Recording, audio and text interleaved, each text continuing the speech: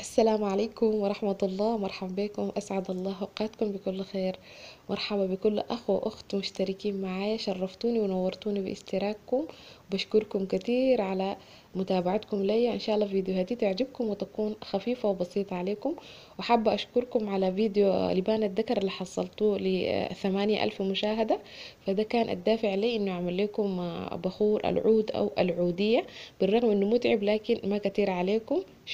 شكرا لكم للمشاهدة. الليلة حابة أشارككم بخور لبان العودية. قبل ما نبدأ نصلي على الحبيب عليه أفضل الصلاة وأتم التسليم.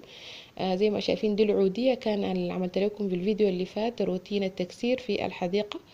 دي الحاجات المحتاجاها في لبان، في بخور العودية. عندنا لبان عدني، وده المسك، ده المسك. وهنا عندي خمرة، الخمرة والصندلية، دي الصندلية. هنا عندي عطر البخور. عطر البخور ده ما عارف في باقي الدول، لكن في السودان متوفر، فيكون منه الخام، مرة حلو للبخور. وهنا عندي عطر صبايا، كلها دي عطور خامة، عطور خام مرة بتدي ريحة للبخور. وهنا عندي الصندل. كل مرة زي ما أقول لكم في البخورات لازم تكون العطور زيتية. وهنا عندي المسك، عندي عطر المسك وكاسة سكر. يلا مع بعض نشوف كيف هنعمل بخور العود. يلا تكون عندك حلة مخصصة للبخورات، حطيت عليها الكاسة، كاسة من السكر. اجي احط عليها كاسة موية عشان اعمل الشيرة اللي بدخل فيها العود. شايفينها كيف بعد ما تبقى الشيرة بالشكل ده، حتى اجي احط عليها البخور، احط عليها العود.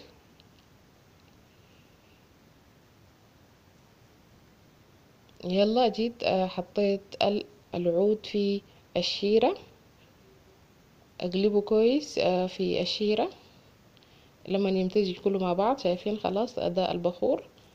بعد ما طلعته اجي اول شيء احط عليه البخور الخمره، لان الخمره يعني عطر كانه مائي، يعني مو زي العطور الزيتيه.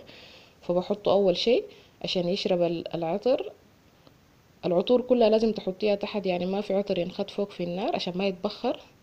طبعا الريحه مره قويه، ريحه البخور. يلا بعد ما اجي امزج الخمره كويس مع البخور مع العود، اجي باقي البخورات كلها امزجها مع بعض، يعني عشان تكون كلها متماسكة.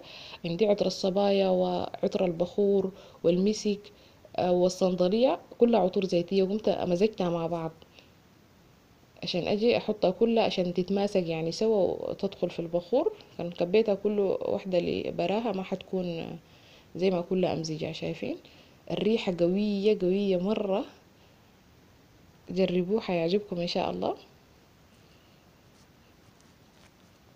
يلا اجي امزجها كويس مع البخور. يلا الخطوة الأخيرة اللي أعملها أجي أحط عليها اللبان العدن. لبان العدن مطحون، مطحون يعني لازم يكون مطحون شوية. بعد ما حطيت العطور حتى أحط، وأجي أحط المسك. يعني مكلف البخور، لكن ريحته يعني ما شاء الله مرة حلوة وقوية. وأنا بصور لكم حسه، لكن الريحة مرة قوية حتى ما قادرة يتكلم. يعني ريحته شايفين ده الشكل النهائي لي بخور مرة حلو.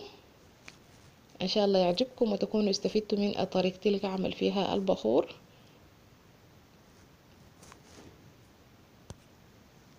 وحابة اشكركم للمرة الثانية على مشاهداتكم ليا. وحابة انبه اللي عاوز يشتري العود يعني يشتري عود كامل، هو يكسره افضل. وكان جيت في التكسير لازم تلبسي شي في يدك عشان مرة في مر في مرارة.